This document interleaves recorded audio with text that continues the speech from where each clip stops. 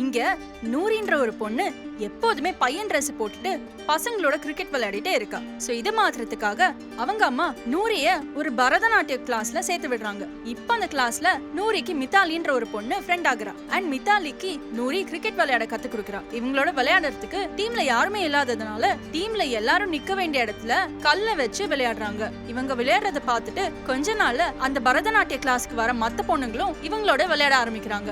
ஒரு கட்டத்துல இவங்க விளையாடுறத பார்த்து பசங்க இவங்களை கிண்டல் பண்ண ஆரம்பிக்கும் போது நூரி அவங்க கிட்ட மித்தாலிய காமிச்சு இந்த பொண்ணை முடிஞ்சா அவுட் ஆக்கி காட்டுன்னு சவால் விடுறா. அந்த பசங்க எல்லாருமே பால் போட்டாலும் யாராலையுமே மித்தாலிய அவுட் ஆக்க முடியல. இத பார்த்துட்டே இருந்த அந்த பசங்களோட கிரிக்கெட் கோச் மித்தாலியோட வீட்டுக்கு போய் அவளுக்கு கிரிக்கெட் நல்லா வருதுன்றதுனால அவளை கிரிக்கெட் கோச்சிங்க்கு அனுப்ப சொல்றாரு. ஆனா மித்தாலியோட அம்மாவும் பாட்டியும் பொண்ணை படிக்க வச்சு கல்யாணம் பண்ணி கொடுக்கறது அவங்களோட ஆசைனும் கிரிக்கெட்லாம் விளையாட அனுப்ப முடியாதுன்னு சொல்லிடுறாங்க.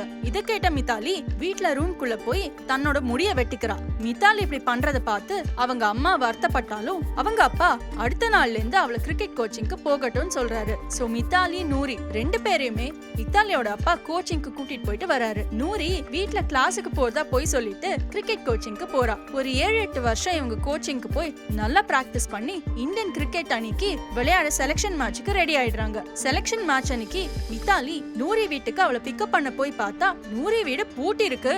அண்ட் அங்க ஒரு சின்ன பொண்ணு மித்தாலி கிட்ட ஒரு லெட்டரை குடுக்குறா. என்னன்னு பார்த்தா நூரி வீட்ல எல்லாருமே சொல்லாம கொள்ளாம வீட்டை காலி பண்ணிட்டு போயிட்டாங்க. இத கேள்விப்பட்டு மனசுடைஞ்சு போன மித்தாலிக்கு அந்த கோச் ஆறுதல் சொல்லி அவளை மேட்ச்ல விளையாட சொல்றாரு. மித்தாலியும் அந்த மேட்ச்ல விளையாடி இந்தியன் டீம்லயே செலக்ட் ஆயிடுறாங்க. ஆனா இன்னொரு பக்கம் நூரி கல்யாணம் ஆகி வீட்ல இருக்கா.